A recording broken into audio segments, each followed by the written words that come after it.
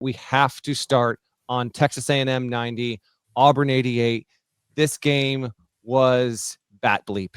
The wild swings. Kansas had it. This was happening as this was going along right beside it there. Auburn blew a 16-point lead on A&M in the second half. Bucky McMillan's group flipped the game with a 30-6 run.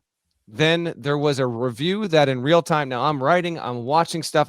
Honestly, there were multiple reviews, but the big review in this game tied to the foul shot, that felt like it took 12 minutes, just forever. Can we please improve the process? Auburn, nevertheless, it gets the opportunity to get the shot off. 0.6 to go. It falls in real time. I thought it was good. So did I. And so did everybody, including the refs. So did everybody. And the crowd. The refs and the crowd and Stephen Pearl. Rule of cool, let it stand. I think the officials got it right. I think it looks like it's just barely on his fingertips when he lets it go. I think we've got the video. Before GP chimes in on this, here's how the game ended. If you're watching on YouTube or if you're listening, this is how A&M escaped. Careful here. Comes in for the win. Good if it goes. Got it! He got it! Unreal!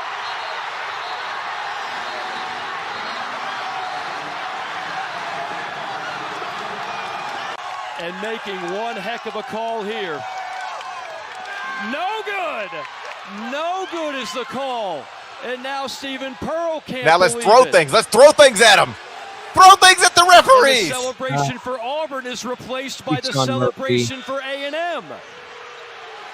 And by the way, there was plenty of time to separate between those. Stephen Pearl out of his mind. Good job out of you, Josh. He's got the grab here. You can see on the right. You can see the light is lit up on the backboard. Ball is still in Keyshawn Murphy's hands. So close, but the right call. Auburn loses. It's 9-6 with losses to Houston, Michigan, Arizona, Purdue.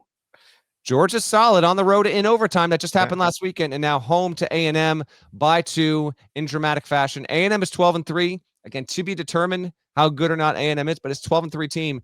So there's no team. I wrote this in the corporate report today as well, GP. There's no team that has a better buffet of losses than Auburn. The problem is they have 6 of them. Right. So it's 9 wins versus 6 losses, preseason top 20 team. Stephen Pearl is really living the full spectrum of a head coaching existence here. Your thoughts on the chaos on the Plains Tuesday night? Yeah, I mean, like you, in real time, I thought it was good. And then the replays suggest, at least, if not prove, that it wasn't. I know Stephen was upset. And in the post game, he was asked, so what did they tell you? He was like, they didn't tell me anything. they just said it's no good, and they got out of there as quickly as they could. Because the crowd was throwing things. That was a real thing that happened last night. And so, it's I think Stover had the note last night. This is the worst start through X amount of games for Auburn since something. Mm-hmm. And you just never want a studio host saying that about your first year, nor do you want Matt Norlander saying, if the main takeaway through the first, 15 games of your first year as a head coach is, man, you've had some good losses. That's not the way you want somebody describing the first half of your first season as a Division I men's basketball coach. But it is an accurate way to assess what's happened at Auburn. They've been right there in a lot of different positions. And if you could just take a possession here and flip it, a possession there and flip it, we're talking about a top 15 team instead of a team that, is coming off of a loss and has got a collection of them so far. This image, if you're watching, where it's got, I don't know, Stephen Pearl looking at some sort of video iPad. I assume that's this woman is an Auburn employee. This look. I know what he's doing. He's looking at the iPad. You know what he's saying right there? The quote, tweet, joke possibilities for this shot are endless. What's he saying, GP? He's saying, Grok, get that ball out of his hand. I thought he was saying, I'm the eldest boy. No, the dinner reservation says 6:30. We will not wait another 15 minutes. Grok, Get that ball out of his hand, please. And then you look, and then you scroll down, and the ball's not in his hand anymore. Grok's wild, man. You ever see him do that? You know Grok lives down the street from me, right? You know that. Grok is like in. I don't know what to do with that statement. I thought we were talking about Auburn losing and heartbreaking. Oh no, we've changed the subject. We're now on to Grok. Grok really don't need to be. I mean, I'm so okay with not.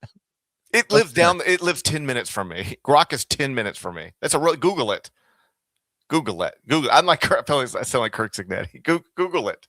All right. I don't know what you say. You sound like the internet is cooking your brain at this point. Honestly. Stephen Pearl lives down the street from me. Google it. Google it.